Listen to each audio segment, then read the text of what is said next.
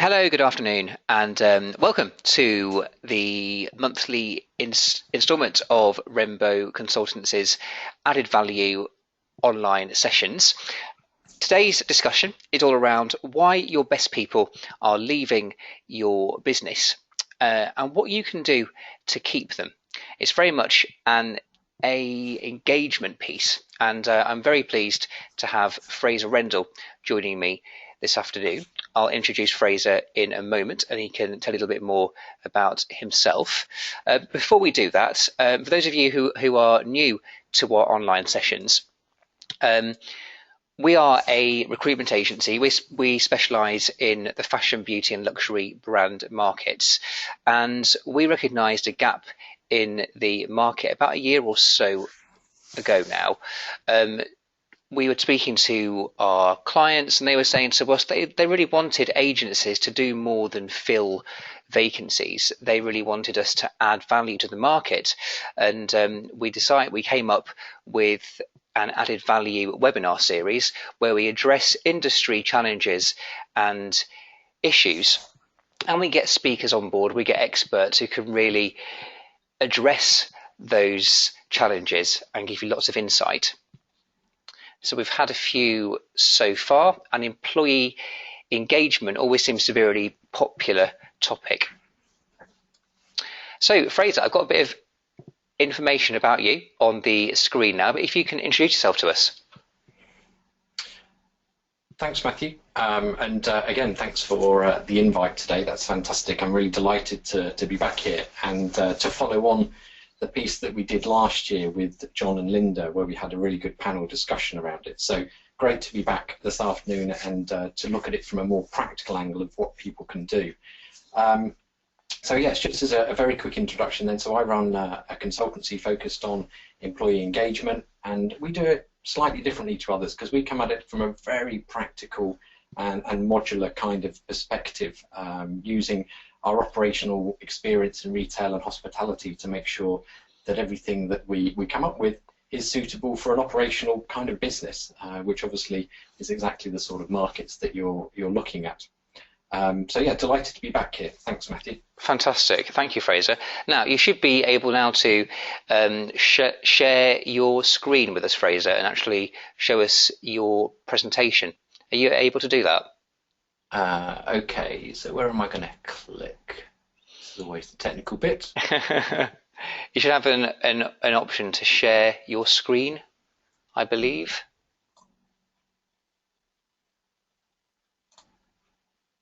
No, that's where you always get that pause. If not, I can probably do it from this end. No, I don't have an option appearing to share my screen. Oh, hang on a minute. I think if I do press something else now, you should be able to do it. The joys of technology. There we go. Yes, I can do it now. Brilliant. Okay, so can you see my screen now? I can indeed, yeah.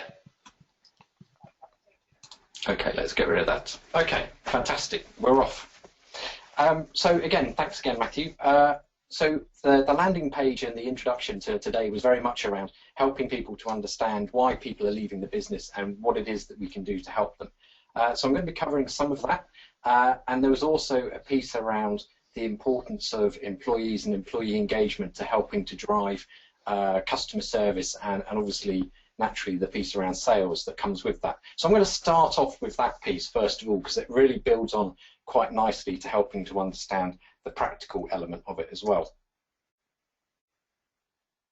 So on the screen you can see now that there are 4 elements that could potentially impact the future success of sales in your business, and they will all have different impacts on what's going on in your organisation. So for instance, competitors. Whilst it's fantastic to have competitors from an economic perspective because that drives business, when you're in your own business, the challenge there is obviously you're just always very mindful. So a lot of time and effort and work goes into fending off competitors and retaining business within your business. Quality of your product. We spend millions on R&D and innovation and creating products to make sure they're exactly right for our consumers. So we spend a lot of time and money on making sure that that's right, because we know that that's going to potentially impact the future success and sales of an organisation. And then also change in circumstances. The last 10 years, we've seen massive impact on the economy and how that's been driving the affordability of products and how that's changed people's purchasing trends. So we know that's going to have an impact, as well as things like moving house, family changing in circumstances. So lots of things there. And then finally, customer service and attitude. Not one that some people would instantly say, well, that's going to impact service, but certainly one that's going to have a big impact on it. Now, the Disney Institute in the US went out and did some research to understand, well, how much do these things really impact on the future success of your business? Now, the Disney Institute don't just do theme parks in the US, they're a very well respected management consultancy in the US as well. And the research and the findings potentially are quite interesting here, because they said from their findings of asking thousands of participants, what is it that stops you from buying from companies? So what is it that stops you from buying your usual products or services and made you switch? And in 8% of cases, people said it was the competition. Maybe they were wooed away by marketing or some other activity that made them change and go to a competitor. The change in circumstance was 9% in third place. And again, could be economy driven, could be change in circumstance or personal circumstances. In second place was product. Again, we spend millions on NPD and innovation to make sure that we get the product right. And people said that that was second, and that was in 14% of people said, yeah, if the product's not right, that will stop me from buying the product. But in top place, with a staggering 66%, was employee attitude. The fact that we could spend all of that money in developing product, developing great stores for people to go in shopping, and spend all of that time and effort, but actually what amount of time and effort are we ensuring that we are engaging the employees to deliver a great customer service? So the last 9 yards, are we going all that way to make sure that people can achieve at the last moment, actually when that interaction between the customer and the employee is taking place? So, a really interesting one to think that 2/3 of the customers you lose, potentially it's because of an interaction or the attitude that they had from the employee that they met. Now, this isn't just happening in the US. There was a study that was done by Genesis a few years ago, again, where they asked thousands of their customers, and they found that 73% of people would end a relationship with an organization if they had poor customer service experience. And again, generally that is fueled by poor engagement, where people aren't feeling that they can give the best to an organization or within their job. So, showing us that in this example, they reckon that they were losing £248 per year per customer that they lost. And when they equated that to all of the sorts of different kinds of factors that are happening in the economy in the UK, they reckon that people are losing £15.3 billion worth of sales due to customers defecting or abandoning their purchase, which is a staggering number, and something that clearly we need to be doing something about when we do all of this work to help make it happen and help drive in activity to hopefully create our sales. So what impact is this engagement piece having, and how bad is the engagement if we're saying that there's £15.3 billion worth of lost sales potentially? Well, there's employee engagement surveys are done quite frequently, probably in an annual basis in many organisations, and that's a way of being able to measure it. And I've taken some and joined them together to look at sort of some average figures, because every engagement survey will tell a slightly different result depending on their questions and the maths and the background and the algorithms to create that. But as a whole, what we see in organisations is that 30% of the business is engaged, 52% is what we'd class as disengaged, and 18% is actively disengaged. So in my scenario here of people in a rowing boat, that would mean that you would have 3 people who were rowing for all they could. They understood what the target was, where the goal was, what the organisation was trying to achieve, and they were giving their all, a bit like an Oxford-Cambridge boat race. Then you've got 52% of the people who are along for the ride. They don't really care whether they win or not, or whether they're successful or not. They're quite happy to stroke with the rest of the boat when necessary. Maybe they'd have time to look at the look at the views or chat with people in front of them. So, you know, they'll do what needs to be done.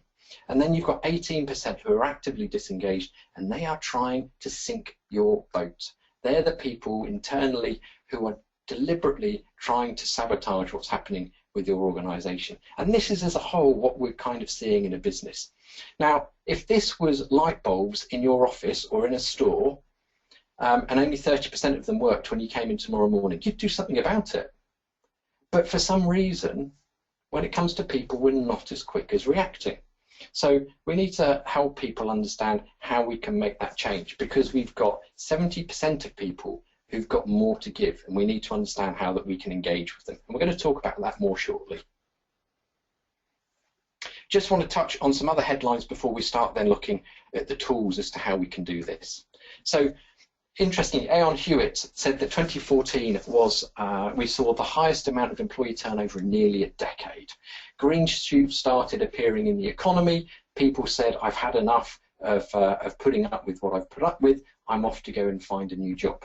And we all know that inevitably the people who will be the first out of the door will be the people who know they can get another job. They are your best performers, your top talent. They're the people who are going to be out first of all, leaving you with potentially a challenge. You've got to then replace your top talent. Now, also what's been going on is that not only are the people leaving, we've seen the economy grow. So the job vacancies, according to the National Office for Statistics, are at their highest since 2001. Now, when we then look at that, at actually how many people are then chasing each job, according to the Total Jobs website, they're saying in the southeast there's only 0.3 people chasing each job. Now, obviously that will be different in different parts of the country, and I think that this was the lowest. But it really shows that we know people are going. We know that it's going to be harder to replace them because they're competing with lots of other vacancies. And so that leaves us with the challenge of, well, what are we going to do to get them in?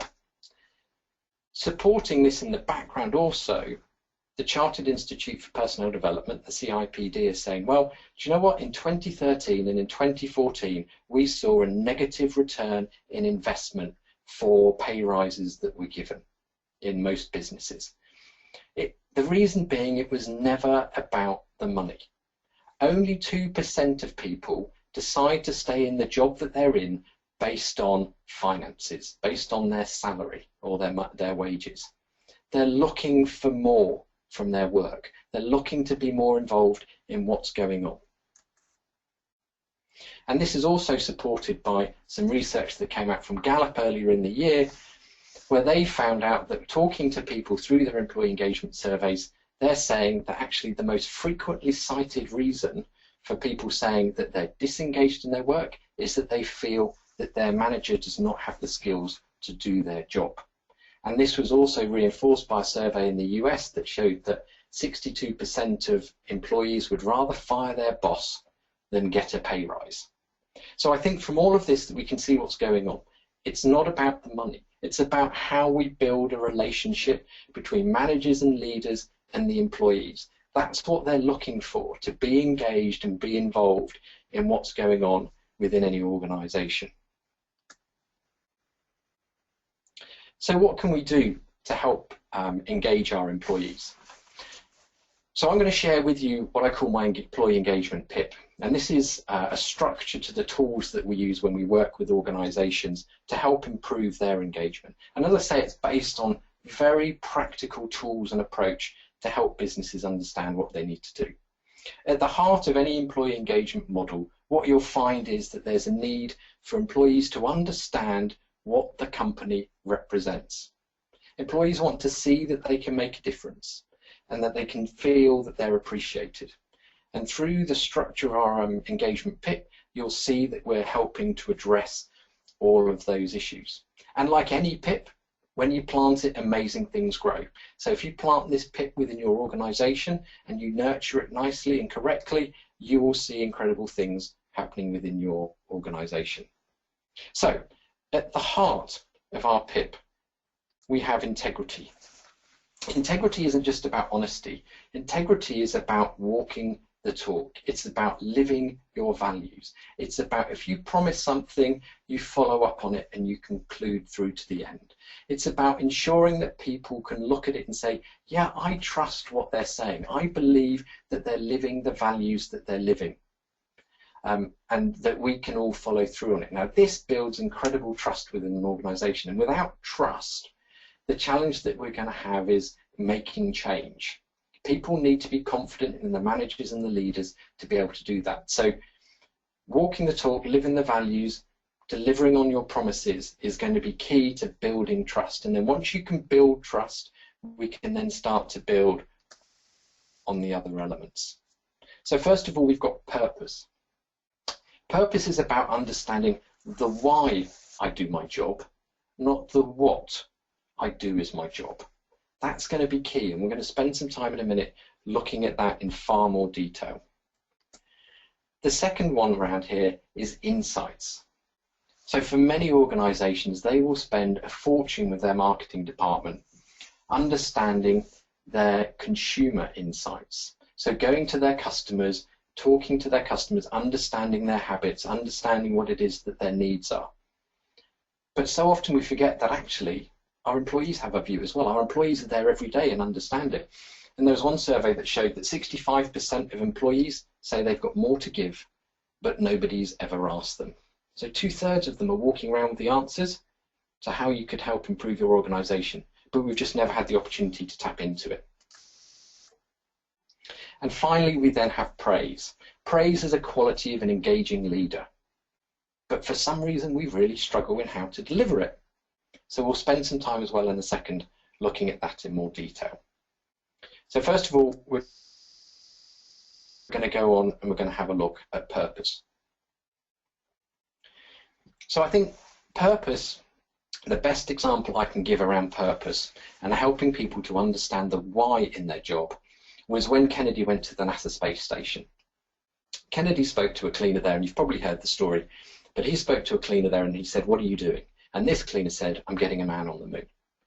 This cleaner understood that if he didn't clean the floor would be dirty. If it was dirty, then dirt could get in the rockets. If it gets in the rockets won't fire, the rocket won't take off, and we'll never get a man on the moon. He understood the why behind why he did his job. Now, if Kennedy, when you spoke to him and said, "What do you do?" he'd have said, "Oh, I'm cleaning 2,000 square meters of high ceramic flooring." And he'd spoken to the next person and said, "What do you do?" "I'm making high density fuel lines." And he spoke to the next one and said, "What are you doing?" "I'm making vacuum pouches for spacemen's food." I think the story would have been very different. Would that have motivated the individuals to give their best? Would they have been inspired to get up and in the morning to come to work to do those activities? Potentially not. And it's about making sure that all of our employees understand what is it that's the why and not the what. Now, when we're creating this purpose, we need to make sure that people have a storytelling and an emotion behind it. The emotion is really important because we can't just go plastering a purpose around the organisation because people won't buy it, they won't understand it. They've got to have an emotional connection. And it's similar to, you'll probably be able to remember your first kiss. You'll probably remember where you bought your first record. You'll probably remember where you were when the Twin Towers fell. And the reason behind that is you have an emotional memory around it. You probably can't remember, though, what you had for lunch 2 Saturdays ago because you don't have an emotional connection or memory around it. And it's important that when you create the purpose, you bring the team with them. Help them to understand what it is.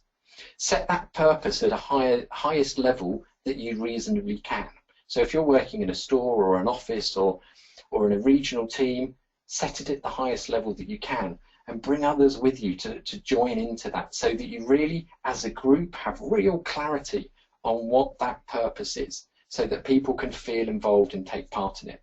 Now, some examples obviously would be useful at this point. So, for instance, Apple.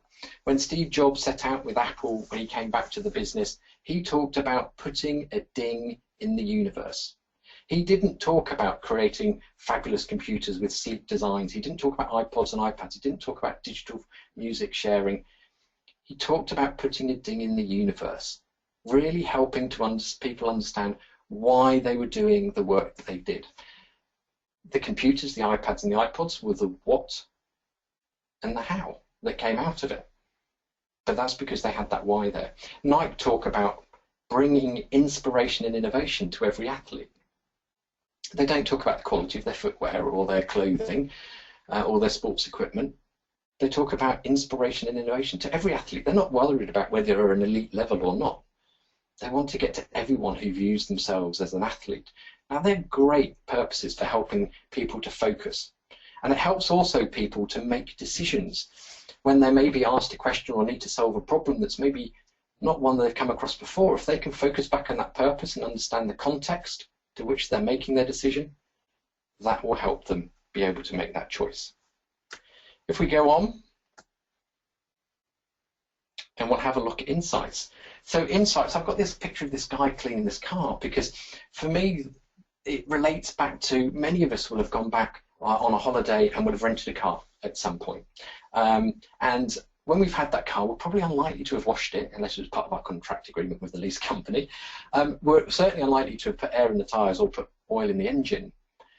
But we would probably do that for our own vehicles at home. And the question is, why would we do that? Why would we not bother on a rental car, but why would we do it on the one at home? The reason being that we don't have a long-term relational connection with that rental car. It's a short-term commitment.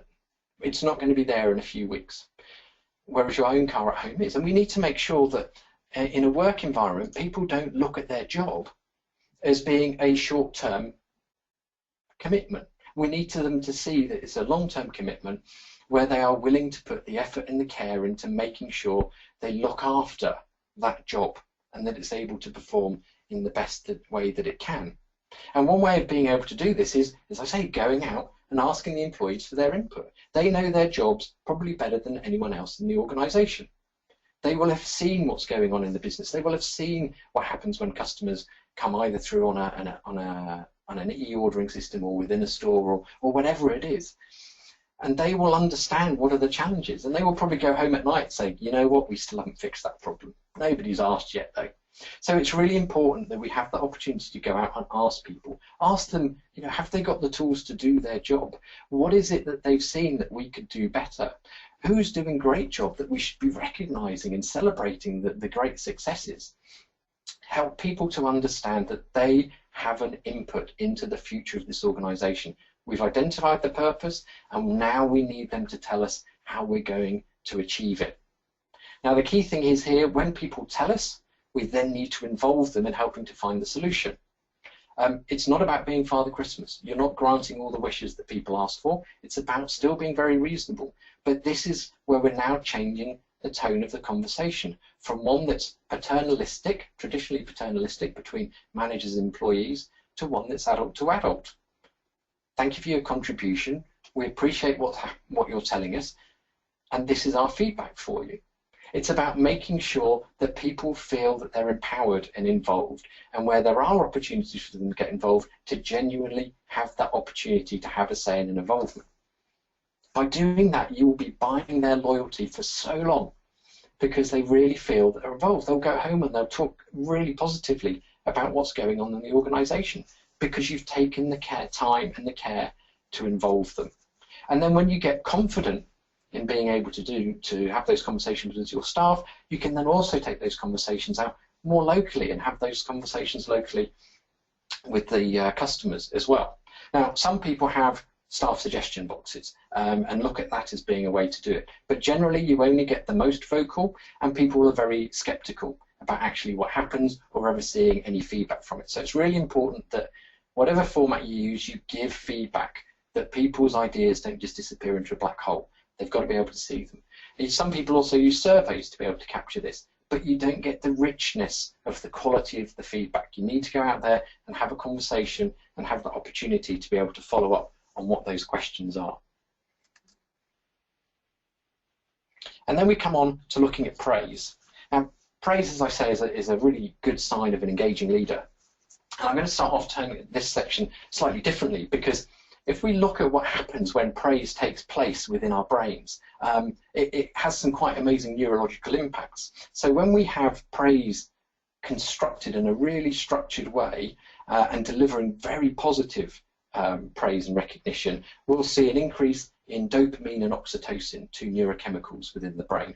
Now, when you've got increased dopamine, it means that you can deal with more data, you can fix problems, and you can solve problems much more easily and come up with new solutions.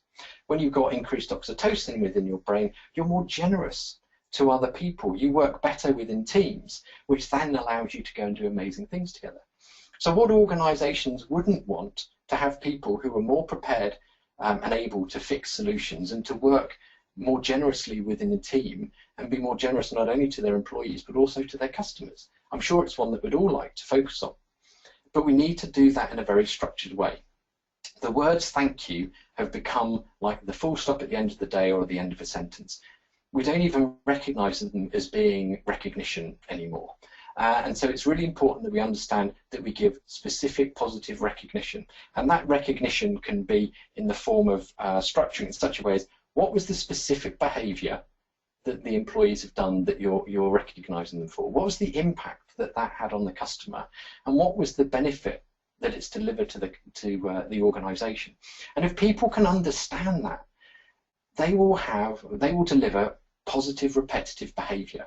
So the things that you've just told them are great, they will go and do it time after time after time because you gave them this feedback that made them understand why it was so important. It has nothing to do with money. For 40 years we've been understanding that reward has nothing to do, recognition has nothing to do with money. It is about helping people understand their role and their support. And in fact, it's been shown that small unexpected recognition can deliver a higher reward impact to your brain than receiving your annual pay award. It's just an amazing tool to be able to do. But what you need to be able to do is structure it in such a way so that you know when you're going to go and do it. Because otherwise it won't happen. So are you going to do it in team meetings? Are you going to do it one-to-ones? Are you going to send out thank you notes? Are you going to do it in group huddles? Understand how you're going to do it, and in what format, and then set yourself some targets so that you can be able to go out and make this happen. So that brings me nicely onto the last one, which is measure. Obviously, we know that what gets measured gets done. So we need to set some targets in place to understand how we're going to deliver some of these things. If we don't put targets in place, other elements in the business that have got metrics supporting behind it will come and take over the priority, and this will start slipping down the ladder. So it's really important that we build some targets in. And it's a little bit like if you were to stand on the scales tomorrow morning and thought, oops, I could do with losing a little bit of weight, you wouldn't get back on them in a year's time and just hope it's happened. You would set some targets in place to help make sure you were going to achieve that. And so some of these targets could be around the purpose piece. How are you going to communicate that purpose? How often are you going to refer back to it? Are you going to do it in bulletin boards, newsletters, group team meetings? What's the structure that you're going to do to help achieve that? The insights, how often are you going to talk to the people, to your staff? How are you going to structure that? Which people, how often, where are you going to do it? Really understand the keys behind how you're going to make all of that happen. And then finally, the recognition. How often are you going to deliver structured recognition? Again, what format, where, understand how you're going to do it so that you can measure it and set yourself some targets. Hold yourself accountable for being able to deliver some of these key items. Now, some people might be thinking that this is all nice and fluffy activity that would help to make it a nice place to work, but does it actually deliver any commercial benefits? Well, let's have a quick look. So, because of the fact that people actually want to come to work, they understand their purpose, it builds a strong relationship with their manager. They feel that they have the opportunity to give something, and they're recognised for the work they do. It means that they don't have so many duvet days. They're happy to jump out of bed on a wet Monday morning after a hard weekend, or maybe on a Saturday when they know that life is going to be really busy, certainly in a retail environment. So 22% reduction in absenteeism is what we generally see because of it. Employee turnover. Now, this was an organisation I worked with. We saw a 40% reduction on employee turnover because of the work that we did, and we saw that in just 6 months. And that's because people actually could see the role that they were playing and how important it was in connecting everything together. In fact, we even had people who'd left who came back to the organisation because suddenly they understood what it was that they were being asked to do. So because of the fact that you've got people coming in more frequently and you're not having to train so many new people all the time, it means that your productivity goes up. So on average, we see productivity go up by 18%. So if you have a business with people working 5 days a week, that means that you're seeing almost 1 day's increased productivity per employee. Staggering. And that's just because of the fact that they want to be there, they want to do a good job, they want to deliver the goals and the values of the organisation. We also see an increase in innovation. People coming up with great ideas as to how we could resolve those. And the insight pieces, sometimes they'll be small local issues, sometimes they'll be bigger global impacts. In fact, the best example I can think of is the Post-it pad.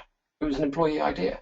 It's now the biggest selling item for 3M, but it was innovation that came from an employee. And because of the fact you've got people who turn up, who are productive, who've got great innovation, you see an increase in customer satisfaction. On average, they say that it's around 12%. I've seen businesses deliver 50% increase in customer satisfaction. The benefit being they come back more often, they spend more, they tell their friends, your sales take off. And because of this, where you've got people who are more focused on the business, more focused on your customers, you'll also see an increase in your net operating profit. By up to 200 to 300% is not unusual to see because of the fact that people are completely focused on helping to understand it. So certainly, it's not as soft and fluffy. It looks after the well-being of your employees, it helps make sure that they're looking after the well-being of your organisation, it looks after your customers and delivers you a stronger, more sustainable commercial business. So I suppose the key to all of this is we need to remember that we don't build a business. We don't just have an idea to go out and create a business and then hope that it will happen. The key ingredient to the success of any organisation is we need to build the people.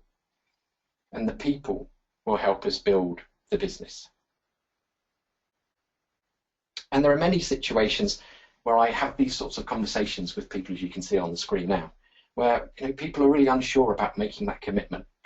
But hopefully, having seen the presentation this afternoon and having seen some of those really practical tools that you could help to put in place, you'll be happy that actually you could be able to help answer that question. So thanks very much for your time today. I hope that that's been useful and there have been some really interesting pieces there that you can take away. Remember, this is about creating a genuine, giving employees the opportunity to have a genuine input in their job, be appreciated and understand what the purpose is.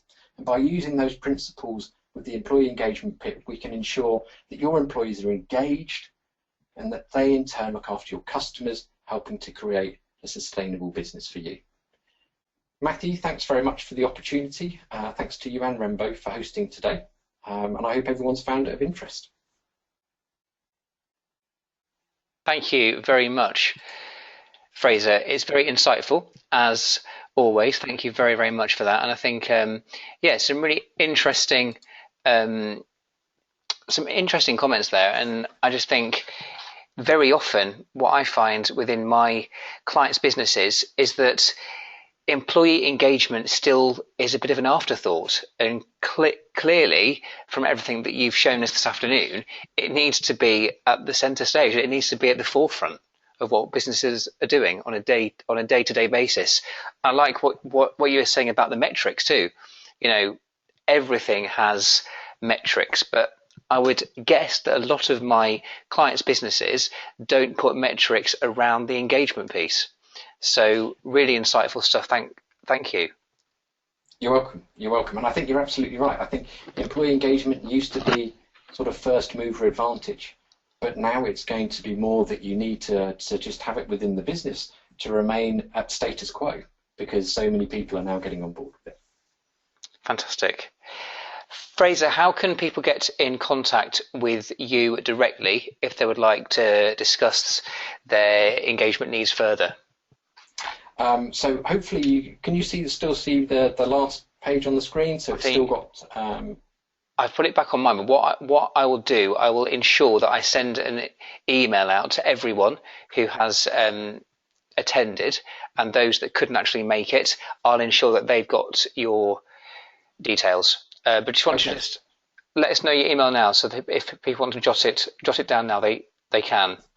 Yeah, that's brilliant. Thank you. So the email is FraserRendell, FraserRendell at e-trinityconsultancy.com, or you can find me on LinkedIn. I am the only Fraser Rendell on LinkedIn, so that will make it very easy to find. I do also have an ebook coming out in 2 weeks, which is called How to Improve Your Net Promoter Score and Why Customer Service Training Alone Won't Achieve It.